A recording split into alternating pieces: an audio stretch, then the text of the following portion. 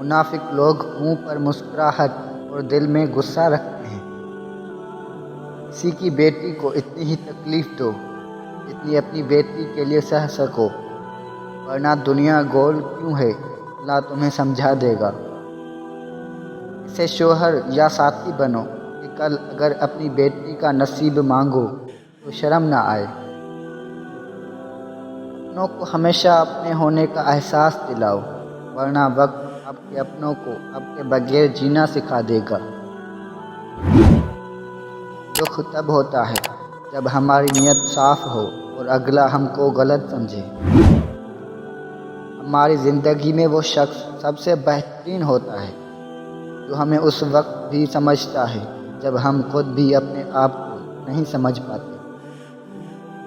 ایک نوجوان بیٹی نے اپنے والد سے پوچھا، ابا جان، میں بدن کے کتنے حصے پر پردہ کروں اور کتنا حصہ کھلا چھوڑ دوں؟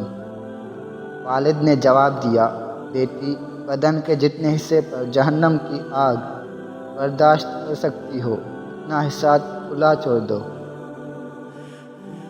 کسی کا برتن خالی ہو تو یہ مت سمجھنا کہ مانگنے چلا آیا ہے، ہو سکتا ہے کہ وہ سب بانٹ کر آ رہا ہو۔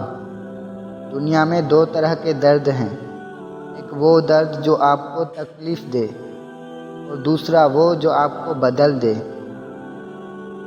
کہاں اب دعاؤں کی برکتیں، وہ نصیحتیں، وہ ہدایتیں، یہ مطالبوں کا خلوص ہے، یہ ضرورتوں کا سلام ہے۔ وقت کسی کا ادھار نہیں رکھتا، جو دو گے وہ سود سمیت واپس ملے گا۔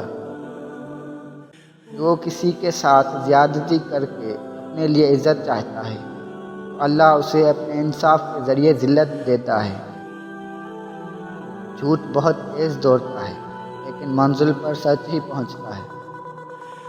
دھوپ کے باپ اور چولہے پر ماں جلتی ہے، تب کہیں جا کر اولاد پلتی ہے۔ توبہ کا دروازہ کھلا ہے، اس سے بڑی خوشخبری اس دنیا میں کوئی نہیں۔ رسول اللہ صلی اللہ علیہ وآلہ وسلم نے فرمایا، جس نے مجھ پر ایک بار درود بھیجا، اللہ تعالیٰ اس پر 10 بار رحمت نازل فرمائے گا۔ اللہ کی رحمت روٹھ جانے کی بڑی وجوہات میں سے ایک وجہ یہ بھی ہے کہ ہمیں ہر قانون کی پاسداری کی فکر ہے سوائے اللہ کے قانون کے۔ کہیں زندگی آسان بناتے بناتے موت نامشکل بن جائے، غور و فکر کیجیے۔ میرے بندوں کو بتا دیجیے کہ میں غفور بھی ہوں اور رحیم بھی ہوں۔ جو میرے بنا خوش ہے اسے میں کیوں پریشان کروں؟ زبردستی کی نزدیکیوں سے سکون کی دوریاں بہتر ہیں۔ گناہ ایسی لعنت ہے جو کل کو کالا کر دیتی ہے۔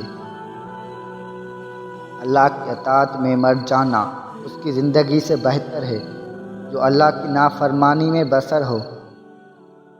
ہم کسی کے دل میں جھانک نہیں سکتے، یہ جان نہیں سکتے کہ کون ہمارے ساتھ کتنا مخلص ہے، لیکن وقت اور رویے جلدی احساس دلا دیتے ہیں۔